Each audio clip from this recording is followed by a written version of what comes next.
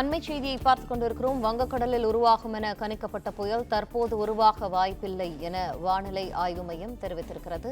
வங்கக்கடலில் புயல் உருவாகக்கூடிய வாய்ப்புகள் இருப்பதாக வானிலை ஆய்வு மையம் அறிவித்திருந்த நிலையில் தற்போது அது உருவாக வாய்ப்பு இல்லை என தெரிவிக்கப்பட்டிருக்கிறது.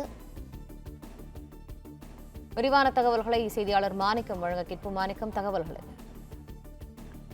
மலாக்கா நீரிணை பகுதியில் நிலவக்கூடிய காற்றழுத்த தாழ்வு பகுதி புயலாக வலுப்பெறக்கூடிய வாய்ப்பு இருப்பதாக முன்பு வானிலை ஆய்வு மையம் அறிவிப்பை வெளியிட்டிருந்தாங்க.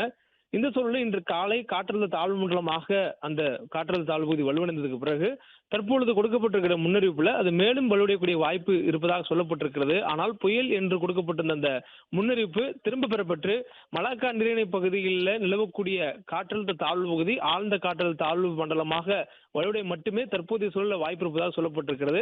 இன்று காலை அதனுடைய வலு என்பது காற்றழுத்த தாழ்வு மண்டலமாக எட்டிய நிலையில அது மேலும் வலுப்பெறுவதற்கான சாத்தியக்கூறுகள் தற்பொழுது சற்று குறைவாக இருப்பதனால் அதிகபட்சம் ஆழ்ந்த காற்றழுத்த தாழ்வு மண்டலம் என்ற நிலையை அது எட்டும் என்று கணிக்கப்பட்டிருப்பதாக வானிலை ஆய்வு தெரிவிக்கிறார்கள். மேலும் இதன் காரணமாக முன்பு புயல் உருவாகும் என்று சொல்லப்பட்ட மலாக்கா நீரிணை பகுதியில் நிலவிய குறைந்த காற்றழுத்த தாழ்வு பகுதி புயலாக வலுப்பெறும் என்று முன்பு சொல்லப்பட்ட அந்த முன்னெச்சரிக்கை தற்பொழுது திரும்ப பெறப்படுவதாகவும் சொல்லப்பட்டிருக்கிறது. மேலும் அது புயலாக மறுபெறுவதற்கான வாய்ப்புகள் தற்போதைய சூழலில் இல்லை எனவும் வானிலை ஆய்வும் தெரிவித்து விட்டார்கள். மேலும் கூடுதலாக தற்பொழுது தென்மேற்கு வங்கக்கடல் பகுதிகளில் இலங்கையை ஒட்டி அந்த கடலோர பகுதியில் ஒரு குறைந்த காற்றழுத்த தாழ்வு பகுதி உருவாகி இருக்கு. இது அடுத்த 24 மணி நேரத்தில் ஆழ்ந்த காற்றழுத்த தாழ்வு பகுதியாகவும் அதனைத் தொடர்ந்து இன்னும் 48 மணி நேரத்தில் மேலும் வலுவடைந்து காற்றழுத்த தாழ்வு மண்டலமாக வலுப்பெறும் என்று வானிலை ஆய்வு தெரிவித்திருக்கிறாங்க. இந்த சூழல்ல அடுத்த 48 மணி நேரத்தில் வங்கக்கடல்ல ஒரு புயல் உருவாவதற்கான சாதகமான சூழல் இல்லை என்று வானிலை ஆய்வு தெரிவித்திருக்கிறாங்க. மேலும் 48 மணி நேரத்திற்கு பிறகாக, அதாவது நமக்கு குமரிக்கடல் பகுதியை ஒட்டி இருக்கக்கூடிய இலங்கை கடலோர பகுதிகளில் தென்மேற்கு வங்கக்கடலில் ஒரு குறைந்த காற்றழுத்த தாழ்வு பகுதி நிலவுகிறது இல்லையா, இந்த காற்றழுத்த தாழ்வு பகுதி காற்றழுத்த தாழ்வு மண்டலமாக வலுவடைந்தது பின்னர் அது புயலாக வலுப்பெறுமா என்பது குறித்து அறிவிப்பு வெளியிடப்படும் எனவும் தற்போதைய சூழல்ல இரண்டும் புயலாக வலுப்பெறுவதற்கான வாய்ப்பு இல்லை என்று வானிலை ஆய்வு மையத்துடைய முன்னறிவிப்பில் தெரிவிக்கப்பட்டிருக்கிறது.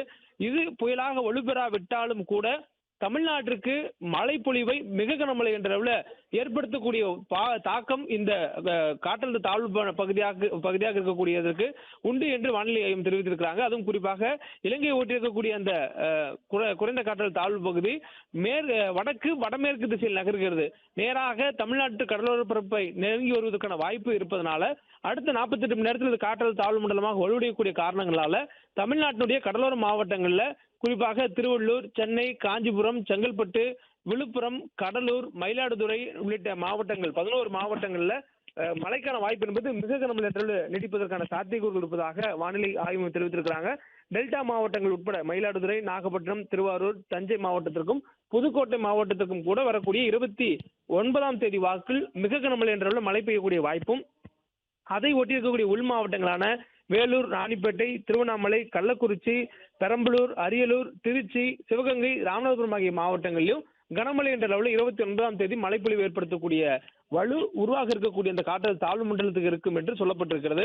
புயல் தற்போதைய சூழலில் உருவாவதற்கான வாய்ப்பு இல்லை. ஆனால் தமிழ்நாட்டிற்கு மழைக்கான வாய்ப்பு மிக கனமழை என்ற அளவில் பருவமழை தீவிரமடைக்கும் வகையில் இது ஏற்படுத்தக்கூடிய சாதகமான சூழல் இருப்பதாக சொல்லப்பட்டிருக்கிறது.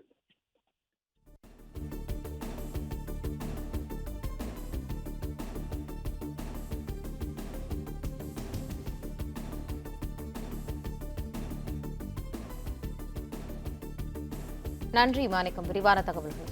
பிளே ஸ்டோர் மற்றும் ஆப் ஸ்டோரில் இருந்து பாலிமர் செயலியை QR கோடு மூலம் பதிவிறக்கம் செய்யுங்கள். செய்திகளை உடனுக்குடன் பெறுங்கள்.